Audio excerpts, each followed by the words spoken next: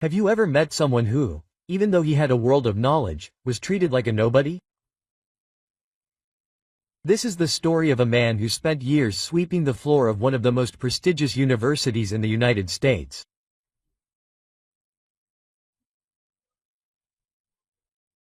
While everyone around him ignored what he knew, no one imagined that one day he would stand up, not with shouts or anger, but with an answer that would silence an entire room and show, with silence and wisdom, that a person's value is not in the clothes they wear, but in what they carry inside their mind and heart.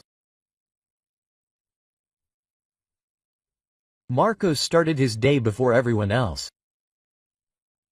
He was always the first to enter the campus of Willard University, a prestigious institution surrounded by historic buildings, well-kept gardens, and golden plaques with the names of illustrious alumni.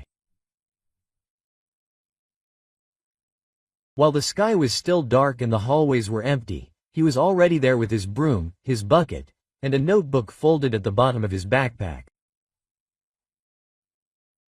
He walked the hallways in silence, his footsteps muffled by his worn sneakers and the sound of the wheels of the cleaning cart. He knew every corner of the university, the shortcuts between buildings, the times when students crossed the courtyard en masse, the professors who greeted him with a cold wave and those who didn't even see him. Marcos was part of the scene.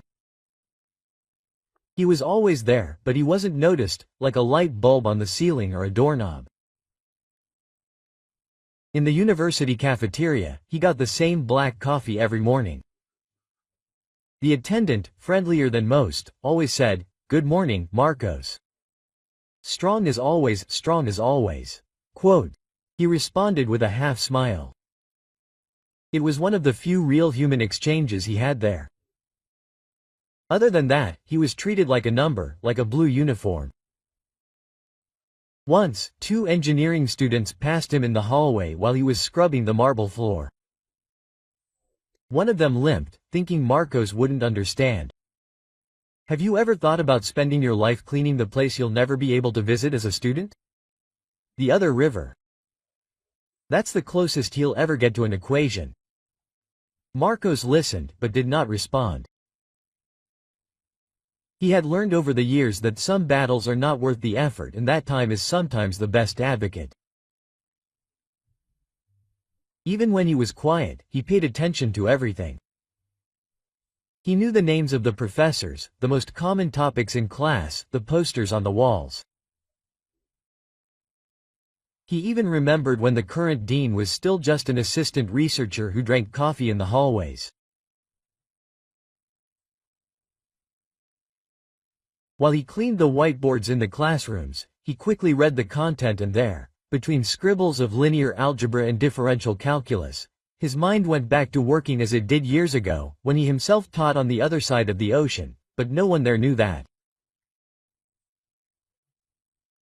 He never said. In the cleaning staff room, his colleagues liked him. He was the quietest, but the most reliable. He was never late, never absent, and always listened more than he spoke. Some said he was a bit mysterious, others just thought he was too polite for this job. In fact, Marcos had what few have these days: resilience and patience. He knew that life doesn't always give back at the right time, but he also knew that life watches, even when it seems indifferent. Sometimes, when he finished his shift early, he would sit on the bench in the university's central garden with a small notebook on his lap. In it, he would sketch out ideas, remember formulas, and do calculations out of pure passion. It was his way of keeping a part of himself alive. He said that time had not been able to erase it. The university was noisy, full of young people with bright futures and professors full of titles. But ironically, the sharpest mind in the place was silent, holding a mop. No one noticed. But all that began to change on an ordinary day, one of those days when life, without warning, decides to turn the page. Elizabeth Cartwright didn't need to raise her voice to be heard. Her presence alone dominated any room. When she walked through the corridors of the exact sciences building, the students lowered their tone of conversation. The assistants adjusted themselves in their chairs, the other professors avoided contradicting her. Professor Cartwright had a PhD in pure mathematics from Harvard and was one of the people responsible for making Willard University a powerhouse on the international academic scene. She published articles frequently. She was invited to conferences abroad. Her photo hung in the hallways alongside medals and awards. But that wasn't why everyone feared her. What made Elizabeth a feared figure was her coldness. Her way of correcting someone was not direct, it was subtle and lethal. A simple raise of an eyebrow, a snide comment, a suppressed laugh, were more cutting than any scolding. She didn't shout, but she was fierce. Her impeccable posture, her hair always tied up in a bun and her high heels that echoed through the hallways reinforced the character she herself had created, an unshakable, untouchable woman, almost an entity within the university.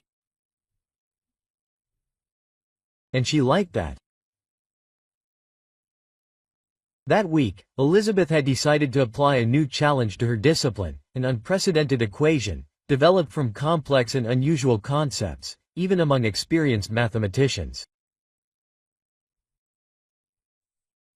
It was a mix of advanced vector calculus and a nonlinear algebra framework, something few would dare attempt to solve.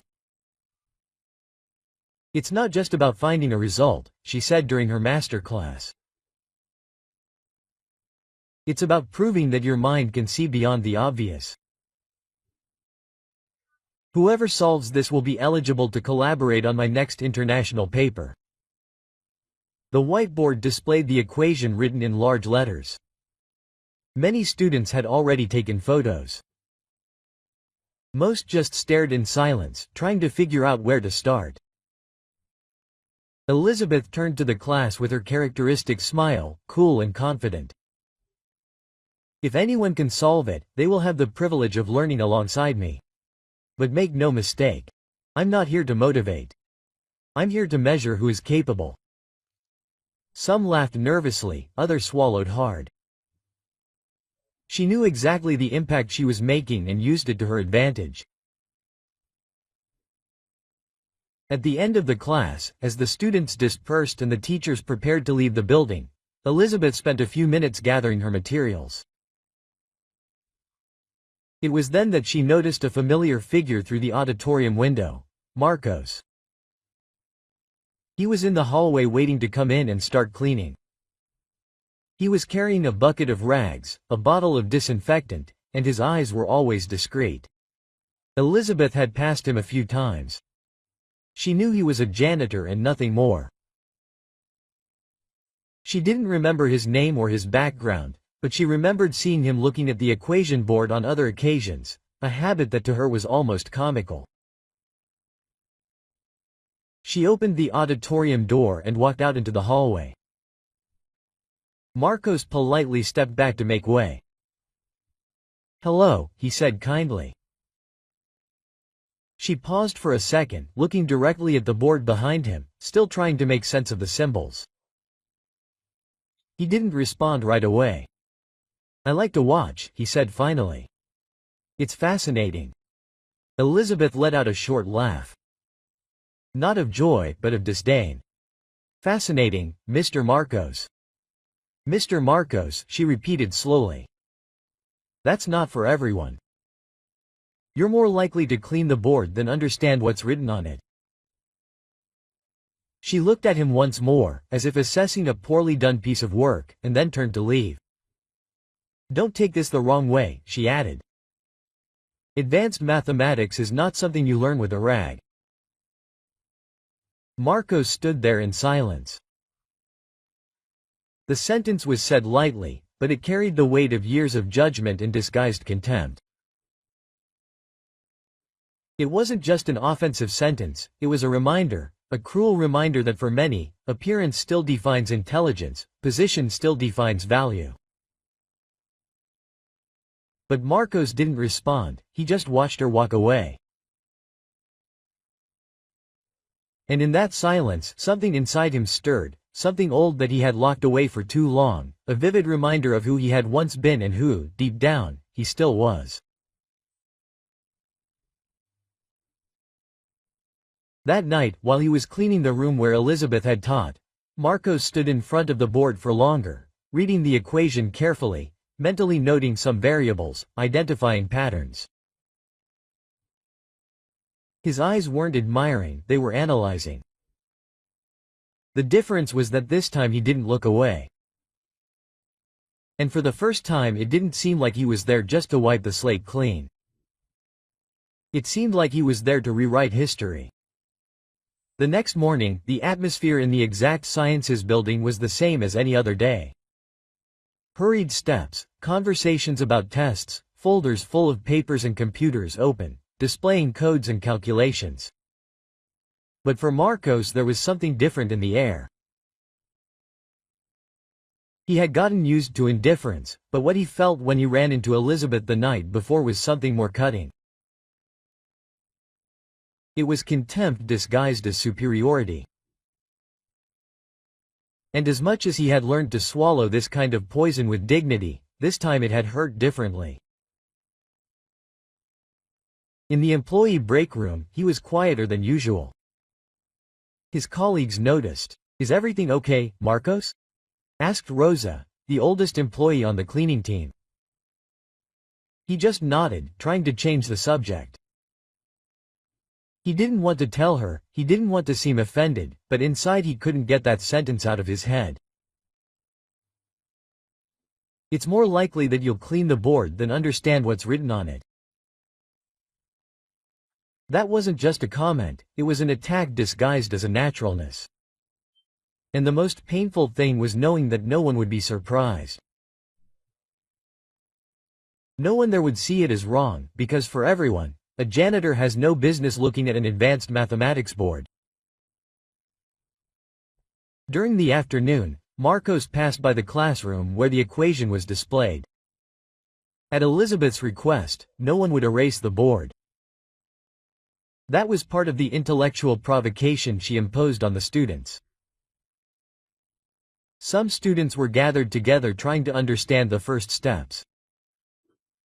Others were just taking selfies near the board, making fun of the challenge. Marcos approached discreetly.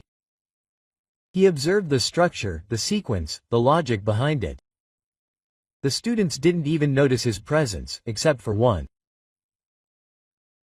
In the new corner of the room, sitting with his notebook open, was David, a third grader, quiet, observant, known for being intelligent and having few friends.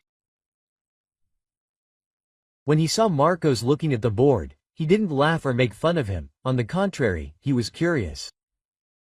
He waited a bit, then came closer. "Do you like math?" Marcos looked at him cautiously. He was used to questions that were followed by jokes, but David's expression was sincere. Quote, "I like it," he replied. "I've worked with it. Has it been a while?" "Really?" David frowned. "Because the way you look at that equation, it seems like it's telling you a secret." Marcos smiled slightly. It had been a while since anyone had said something like that. Maybe because it is. David hesitated for a moment, then took a chance. "Have you tried to solve it yet?" Marcos thought about lying, but chose the truth. Quote, "I started yesterday at home, just out of curiosity." "And did you get anywhere?" "Maybe," he answered without pride, just with a sparkle in his eyes, "but there's still a long way to go." David remained silent, then said almost as an invitation, "The teacher is going to hold an open class on Friday. She's going to call some students to try to solve it in front of everyone. You should go." Marcos gave a brief laugh, without irony. "I don't know if I would fit in there." "If someone like you doesn't fit in," David said. "Seriously, then this class is wrong." Before he could continue, Elizabeth entered the room carrying folders. She stopped when she saw Marcos near the board. Quote, "You're here again." The tone was the same as always, sharp, but polite, dangerous, because he seemed innocent. "I'm watching," Marcos replied calmly. "I can imagine. Curiosity is a dangerous thing. Sometimes it makes us think we can do more than we can." Marcos didn't answer, but David courageously spoke. "Teacher, Mr. Marcos has worked with mathematics before. He has strong reasoning." "Maybe you should," David interrupted Elizabeth without even looking at him.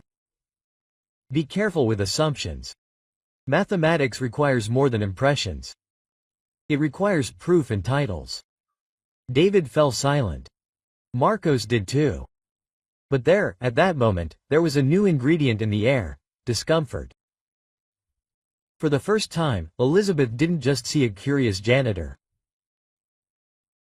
She saw someone who was crossing the invisible line she had always set for herself, someone who dared to stare back at her with determination. And that was unacceptable to her. That night, Marcos went home, ate dinner in silence, and picked up his old notebook. He calmly resumed his calculations. His mind was spinning more quickly than it had in the last few weeks. The equation was stubborn, yes, but he knew the way. He had faced challenges like that before in his academic life. And each line he solved wasn't just a number, it was a response to that look. That night, Marcos opened a box he kept at the top of his closet. It was a simple cardboard box, but it held the remains of an entire life. Inside were his old documents, some photos, a metal pen with his name engraved on it, and a handful of notebooks, all of them with signs of age but perfectly organized. He took out a brown envelope and carefully spread out on the table the diplomas he had kept there since he arrived in the United States. The first one, folded with visible marks, was his diploma as a mathematics professor from the University of Lagos. Then a certificate of a master's degree in applied algebra and another, more proud, of a doctorate in mathematical modeling for nonlinear systems. There was also a photo. He was younger, dressed in a gown, flanked by African and European colleagues, all smiling with academic enthusiasm. On the back of the photo, written in pen, "Always to be known. Marcos Obina, 1998. There, in that faded image, was a man whom the world seemed to have forgotten, but he would not forget.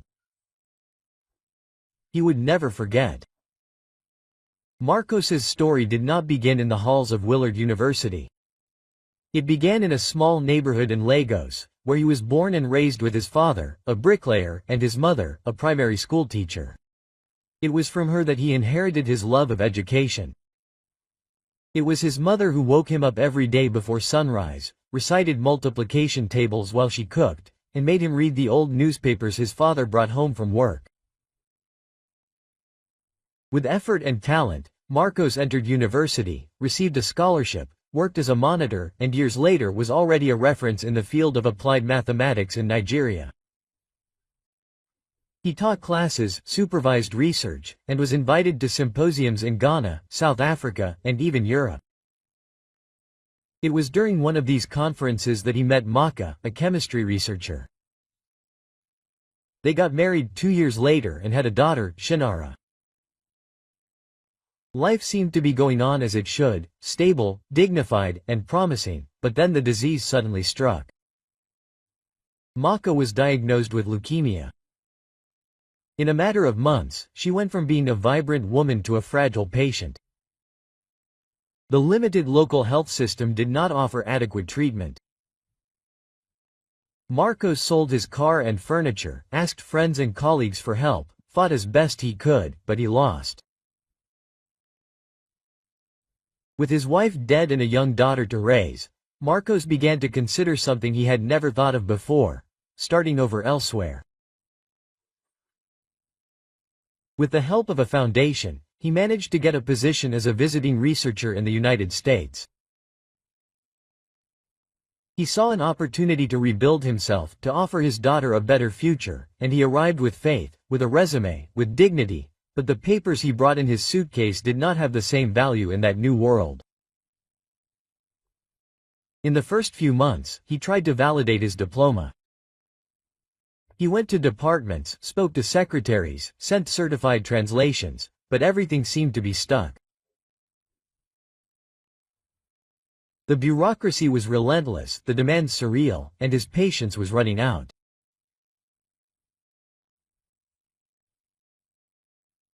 With his savings running low and a daughter to feed, Marcos accepted what he could get: a job as a janitor at a public school, then at a third-party cleaning company, and finally transferred to the university where he is today. He never complained, but he never forgot either. Little by little, his academic life was pushed to the back of the closet. The books gave way to cloths, formulas, cleaning schedules, but inside him the love for mathematics never disappeared. It was like a soft flame, discreet but alive. While he was reviewing the documents on the table, Shinara, his daughter, called him by video, now an adult, studying nursing in another city. She was proud of her father, even without knowing his whole story. He never made a point of telling everything, not out of shame, but by choice. He preferred to see his daughter free from sorrow. "Hi, Dad. Is everything okay over there?" "Everything is fine, my daughter. And you?" "Tired, but excited about a test that I managed to do well on." "And you, how are you doing in college?" He smiled, cleaning the same hallways, but seeing different things now. Only different. Old numbers, things that I left behind, maybe. She looked at him curiously. "Dad, I always thought you knew much more than you were saying." He just smiled and changed the subject. After the call, Marcos put everything back in the box, but did not put it back in the closet. This time he left it on the table, because he knew that very soon the past he had kept hidden for years would once again become part of who he was. On Friday morning, the university cafeteria was busier than usual. There were murmurs among the students. Posters had been posted at strategic points, announcing the open session of mathematical solving with Dr. Elizabeth Cartwright. The idea was simple and provocative. In front of an audience of students, professors and guests, any student could go up on stage and try to solve, the equation that Elizabeth called the enigma of the elite. For the students it was an almost cruel challenge. For Elizabeth it was a spectacle of intellectual power, and for Marcos, a provocation.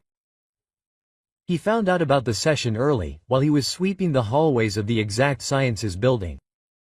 He passed a group of students commenting, "The teacher is going to blow it up today, no one is going to solve it." And she loves that. Just looking at that equation makes you dizzy. She said that if anyone makes a big mistake, she will correct it right there in front of everyone. Marcos just listened without interfering, but one word stuck in his mind: to mess up badly. That said much more about the event than about the equation. Later, while cleaning the room where the session would take place, Marcos was surprised by a familiar voice. Quote, "You still remember what we talked about, right?" It was David, the observing student he had spoken to a few days before. He was holding a notebook full of notes, but his eyes were focused on Marcos. Quote, "I do remember. So, you're going to try?" Marcos sighed, looking at the still empty board. "David, that space over there wasn't made for someone like me." "And who decides that? Mathematics or those who think they know more?" Marcos smiled, but shook his head reluctantly. "I have a record, but it doesn't count here." "Not officially." "But do you know more than all of us together?" David insisted. "I saw your calculations." "I'm not talking about a degree, I'm talking about content, your head, your courage."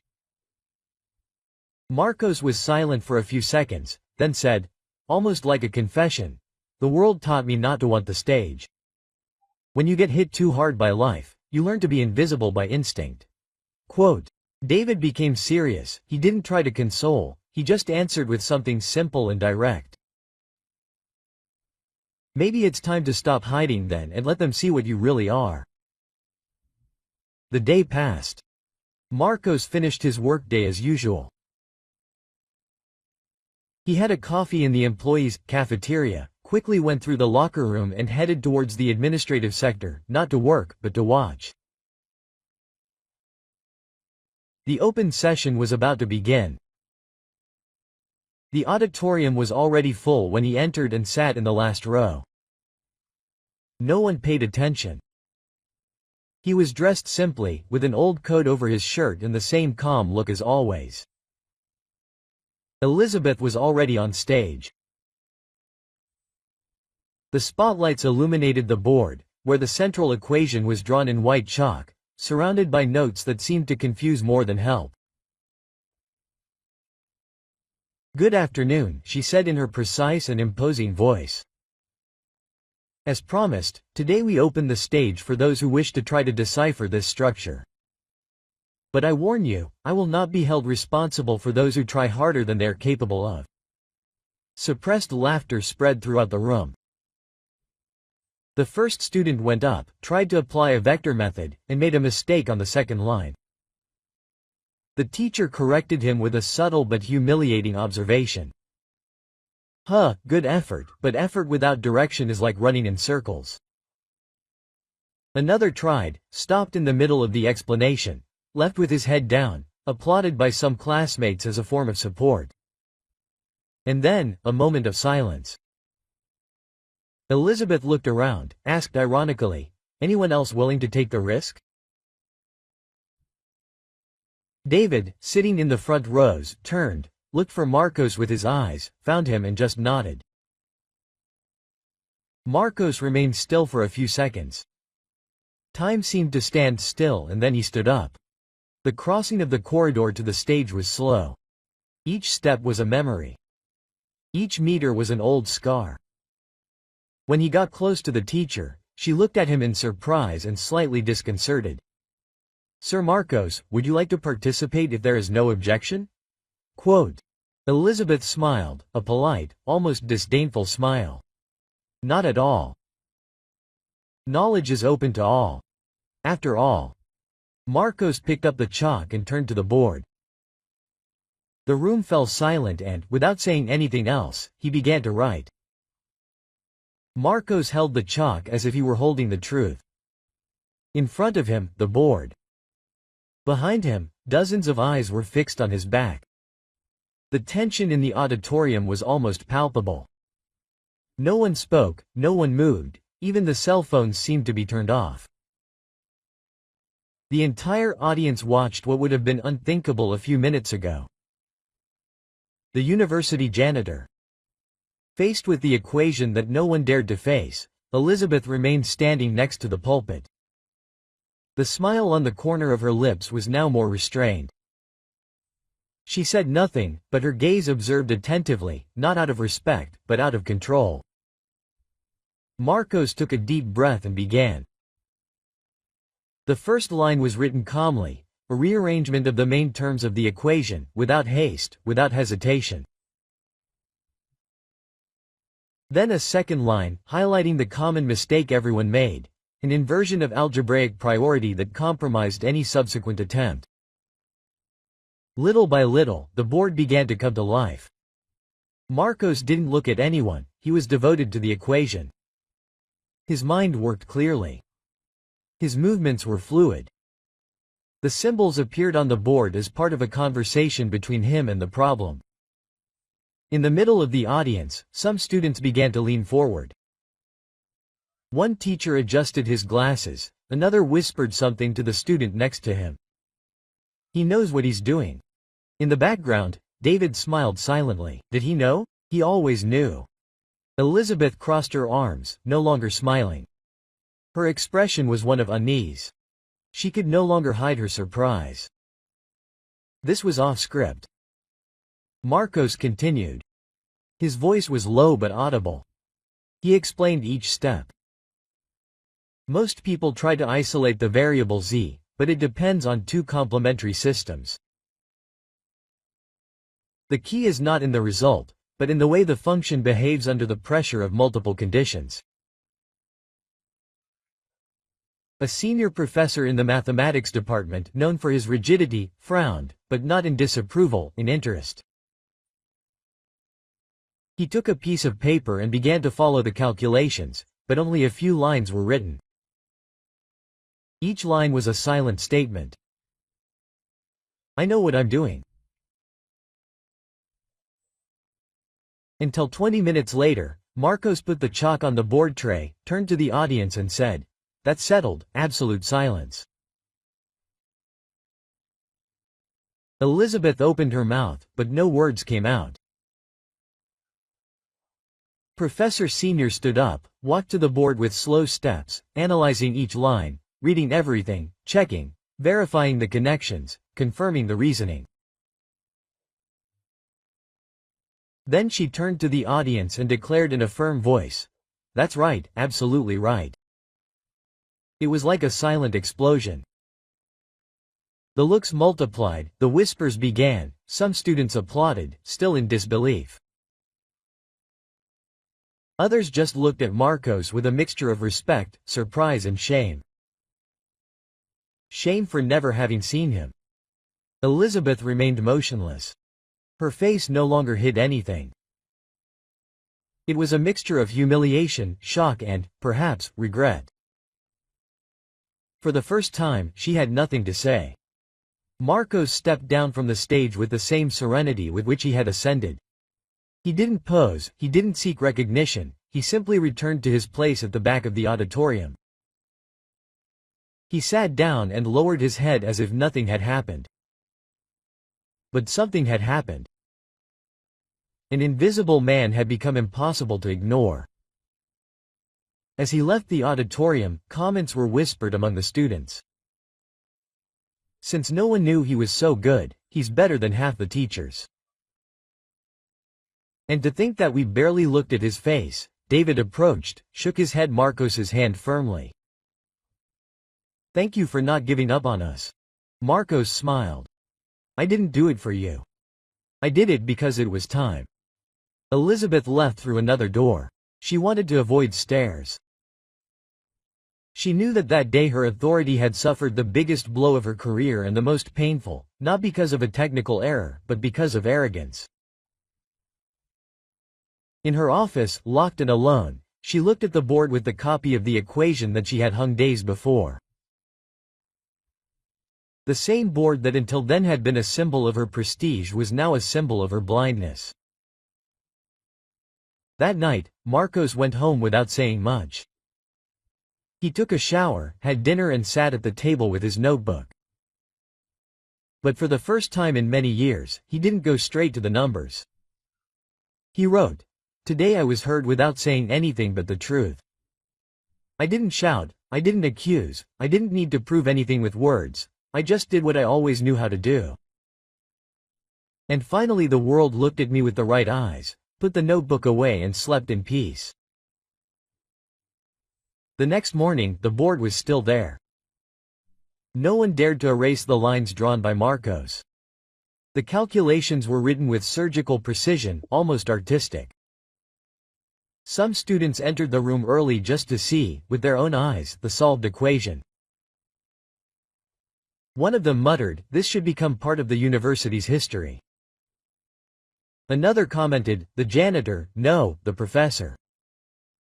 He taught more with a piece of chalk than many people do with 1,000 words." A little later, two professors from the department entered the room, took pictures of the board, and talked quietly. The university needs to act. We can't pretend nothing happened. I've already spoken to the dean. Apparently there will be a meeting this afternoon, a formal one. Meanwhile, Marcos began the day as usual. Uniform pressed, badge on his chest, backpack on his shoulders. But something was different. The greetings he received in the hallways had a different intonation. "Good morning, Mr. Marcos. Total respect, Professor." Congratulations on what you did yesterday. It was incredible. He just smiled. He thanked us with a wave. He didn't let himself get too puffed up, but he didn't dim his own light either. It was as if the world was finally seeing what had always been there. Halfway through the day, Marcos was called to a meeting with the dean and two representatives from the mathematics department. The room was spacious, with large windows and a bookshelf full of books. The dean, a calm-spoken man with an attentive gaze, offered coffee. Marcos politely declined. "Mr. Marcos," the dean began. "First of all, thank you. What you demonstrated yesterday was not only impressive but also necessary." Marcos simply nodded. "We learned about your education and your journey in Nigeria. We deeply regret that the university never gave us the space to tell your story before," the assistant professor added. "You expressed yourself more clearly and precisely than many colleagues with years of experience. We would like to talk to you about a formal invitation."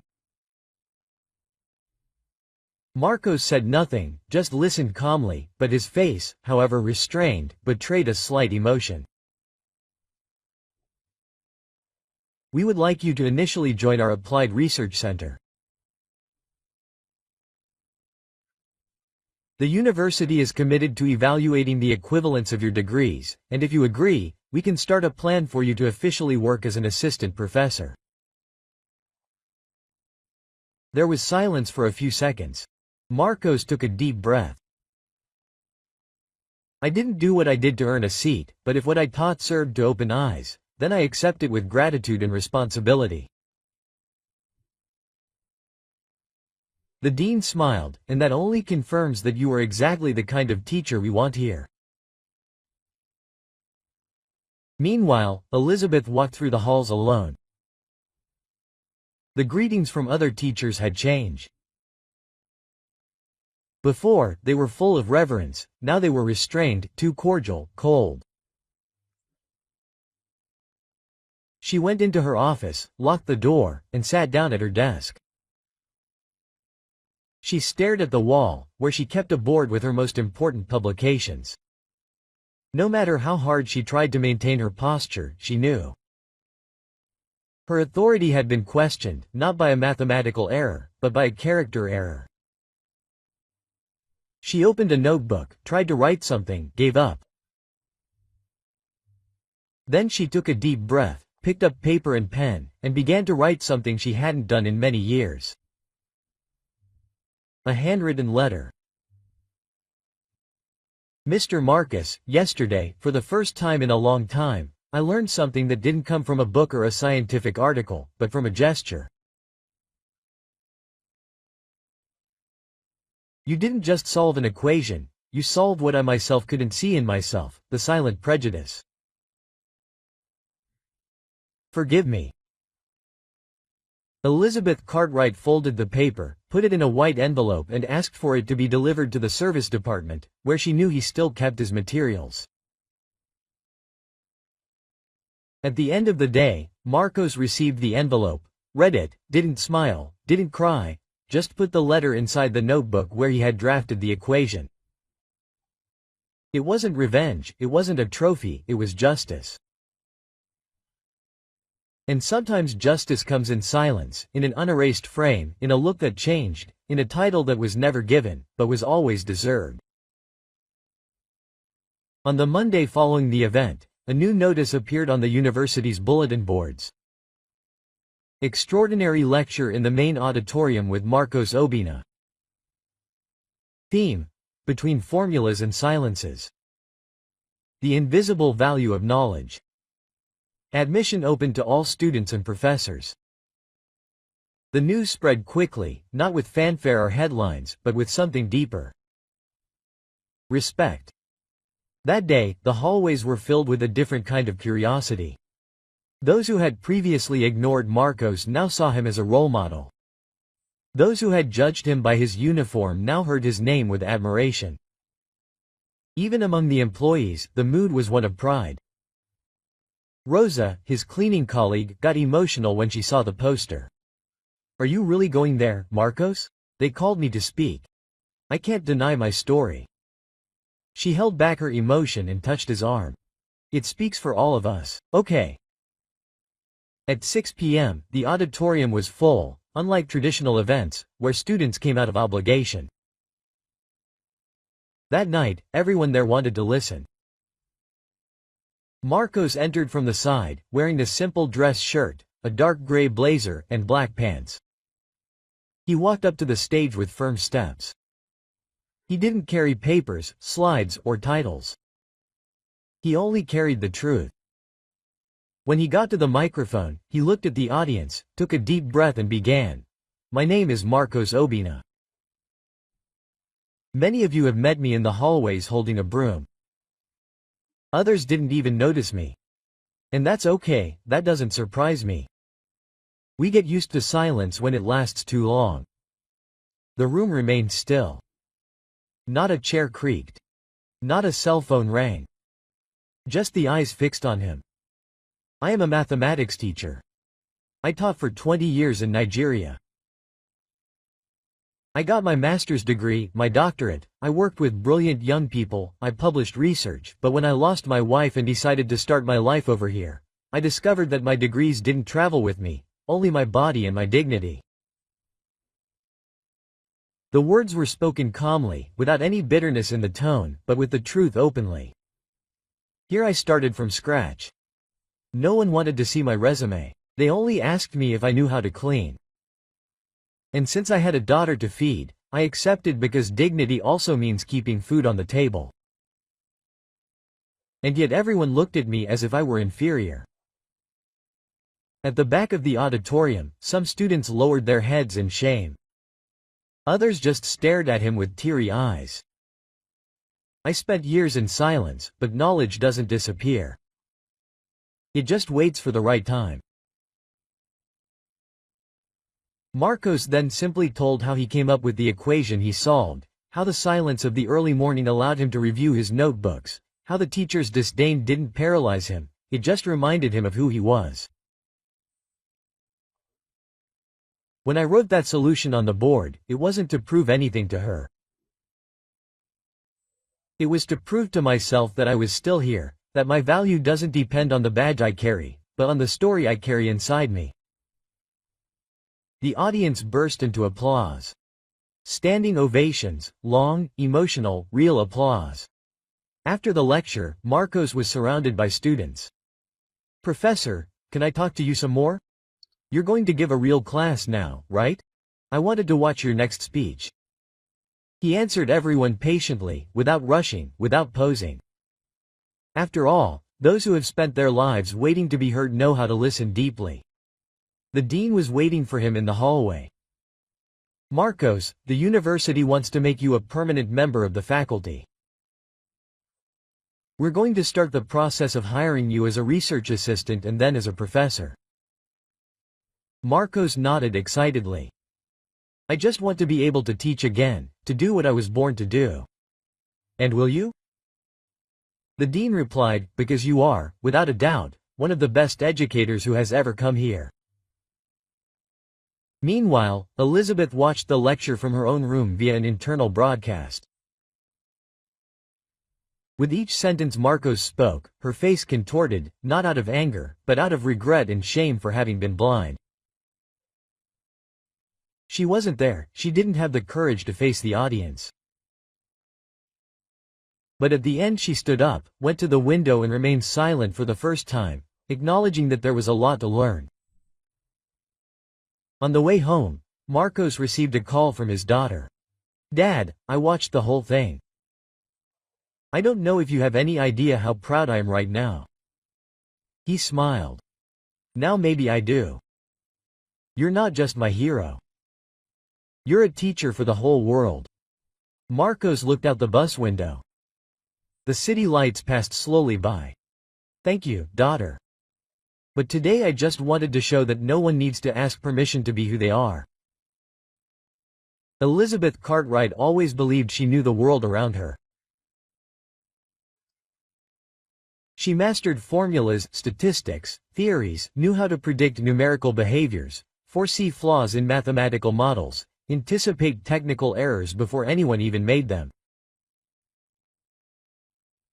But there was one thing she never knew how to calculate: the weight of a bad judgment. In the days that followed Marcos's solution of the equation, Elizabeth withdrew, cancelled classes, avoided meetings, refused invitations to participate in debates, no longer walked with the same firmness in the hallways, was no longer surrounded by reverent looks. Her colleagues in the department greeted her with short, cordial phrases, yes, but without brilliance. The students, previously admired for her imposing posture, now whispered behind her back. And what hurt her was not the comment, but the silence loaded with meaning.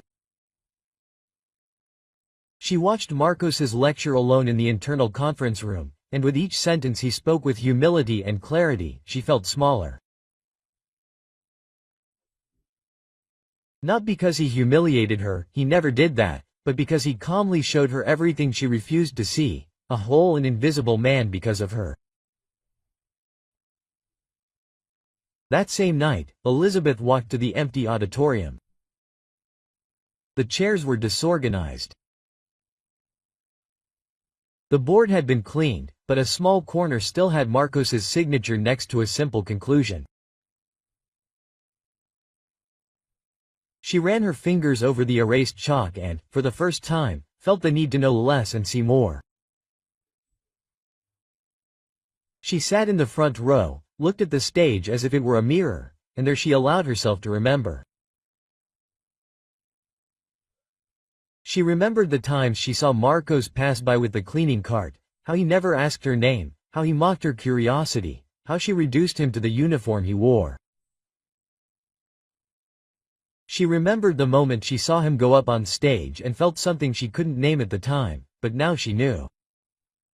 Shame. Not the public shame, but the kind that hurts inside, the one that comes when you realize that the error was not technical or didactic, but human. The next day, Elizabeth wrote a short email to the dean. I request temporary leave from classes and department meetings.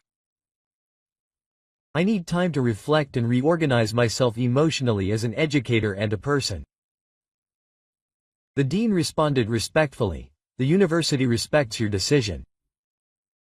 We hope that this time will bring you clarity and growth. No formal punishment was applied. There was no lawsuit, no public announcement. But deep down, Elizabeth knew. The lesson was given and received. Days later, she wrote again. This time, not a letter to the board, but a second letter to Marcos. More personal, more sincere. Marcos, I was not only unfair, I was cruel in silence. I reduced your value based on my own prejudices disguised as meritocracy. The Lord showed me what greatness is, not in solving the equation, but in doing so without vanity. I was a master of formulas, but a failed student of humility. Thank you for teaching me. Even though she was not obligated to do so, she did not expect a response, but when she delivered the letter to the administrative department, she felt that she had fulfilled her duty to herself. Meanwhile, Marcos continued with his routine, now divided between work and his first steps as a collaborator in the research center. The room where he worked had been reorganized. He was given a whiteboard, a computer, and access to the university's academic databases. But he didn't change. He continued to arrive early, greeting everyone with the same respect, and refusing any attempts at flattery. I'm not here to be an exception, he would say. I'm here to remind you that talent doesn't wear a badge. When he heard about Elizabeth's new letter, he read it carefully. He didn't smile, he didn't tell anyone. He just kept it with the first one and wrote a sentence at the bottom of the page. Knowledge teaches, but character is what transforms. Elizabeth would return to teaching months later, but with a different posture, a different way of listening, a different presence. And although she didn't become close to Marcos, she began to greet him whenever she saw him, with respect and lowered eyes, like someone who has finally learned that a teacher's biggest mistake is not teaching incorrectly, but believing that there is nothing left to learn. The morning sun streamed in through the windows of the university's new Applied Studies laboratory. The sound of footsteps was different there. There was no rush or arrogance, just curiosity and reverence. In the center of the room, a small plaque on the wall bore a name. Simple, Assistant Professor Marcos Obina, Advanced Mathematical Reasoning Center. Marcos arrived early, as always, wearing a light-colored dress shirt, notebook in hand, and with a serene look that hid a lifetime of silent battles. The room was empty, but he turned on the lights, arranged the chairs, and organized the whiteboard carefully, as if preparing the ground, not only to teach, but to begin again. Little by little, the students began to arrive. At first shyly, then naturally. They didn't come out of obligation, they came because they wanted to learn from him. David was the first to sit down. "Good morning, Professor." "Good morning, David." "Ready to work, always." "With you here? You can't pretend you can't learn." Marcos smiled, but it was a restrained, humble smile. He didn't like to be seen as an idol. He preferred to be a bridge, a path to knowledge. The class began with a simple question. Who here has ever felt stupid in front of a board full of formulas? Half the class raised their hands. Some laughed, others looked around in embarrassment. "Well, you should know," Marcos continued, "that intelligence is not born from the fear of making mistakes, it is born from the courage to try. I spent years without being able to teach, but I never stopped learning. And if you are willing to do more than just memorize formulas, then you will leave here knowing more than many people with diplomas on the wall." The students' eyes were fixed on him. And it was not just admiration, it was connection. Marcos spoke with truth, and the truth touches deeply. At the end of the class, some stayed to talk, others to thank him, and one of them, the quietest in the class, stayed last. He said in a low voice, "Professor, I am the son of a cleaning lady. I never thought I would be capable of being in a room like this. Seeing you here makes me think differently." Quote. Marcos looked at him tenderly. "We are not what we are made to seem. We are what we build, even when no one is looking." The student nodded and left with his gaze higher than when he entered. In the days that followed, Marcos also began to take on the role of academic mentor. He supervised projects, participated in meetings, and collaborated with other professors. His opinion began to be listened to attentively, not out of charity, but out of competence. Some students called him the silent professor, others the man who taught an entire university without giving a single scolding. And among the cleaning staff, he became a symbol. Rosa, his old colleague, joked, "Now it's fancy, huh? A board in the lab, fixed hours. If you forget us, we'll pull your ear." "I'll never forget where I came from," he said firmly, "or who was by my side when no one was looking." One Friday afternoon, Marcos was walking through the university courtyard when he was approached by a group of students from other courses. "Professor, do you think that all injustice can be repaired?" He thought for a moment. "Not all, but all injustice teaches. And sometimes teaching is stronger than punishing." One of the students then asked, "Do you regret having waited so long to show who you are?" Marcos looked up at the sky and took a deep breath. "No, because the right time is not when the world wants to see it, but when you are ready to show yourself. And when you do it with dignity, no one can erase who you are." In the last class of the semester, Marcos gathered all the students in the main auditorium, the same one where he was ridiculed and then applauded, standing there in front of the new generation of minds.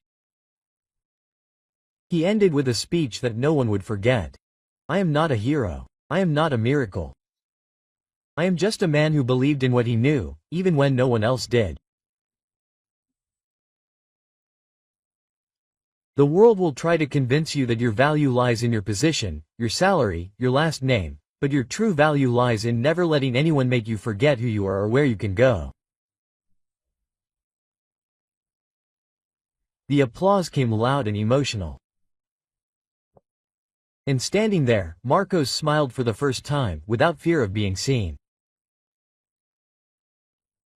And so, the one who for years was treated as invisible became the most respected professor in the entire university, not only for what he knew, but for what he made others see. Now tell me something, have you ever judged someone without knowing their story? Tell me in the comments. And if this story touched you, subscribe to the channel, activate the bell and stay with us, because there are still many stories full of lessons to make you reflect and feel. Go.